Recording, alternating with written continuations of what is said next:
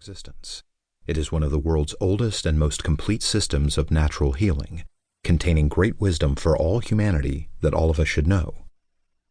The present volume examines the psychological aspect of Ayurveda, which is probably the most important part of the system and the least understood. This book goes into the Ayurvedic view of the mind and its relationship with both body and spirit, which is profound and intricate.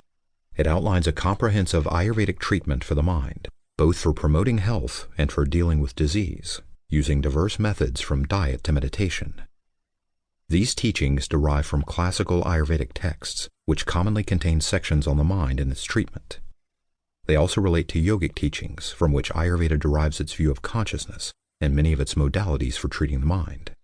However, I have not only examined the traditional psychological teachings of Ayurveda, I have also tried to make them relevant to the modern world.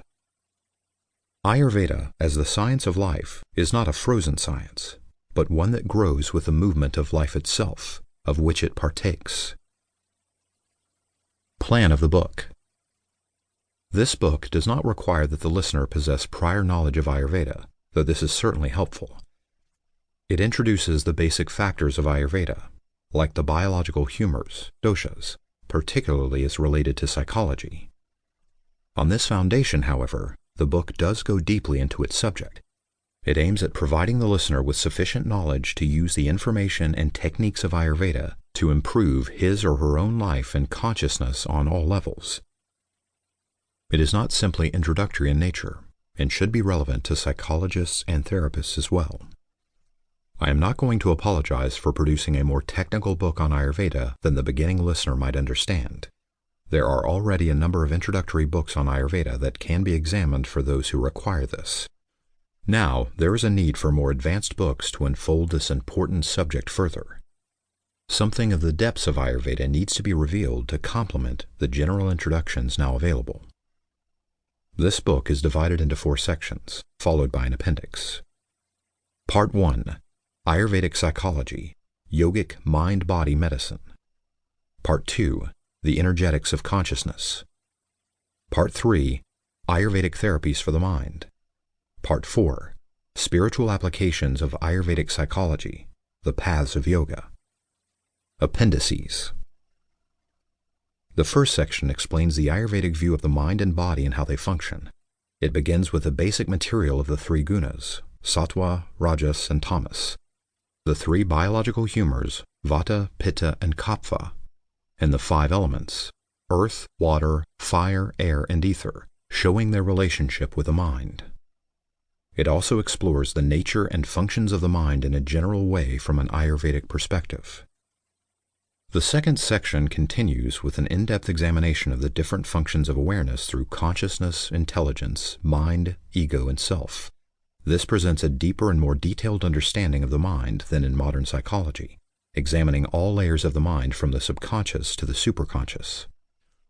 In the third section of the book, we examine various Ayurvedic therapies for the mind. These begin with Ayurvedic counseling methods and the Ayurvedic view of how to treat the mind.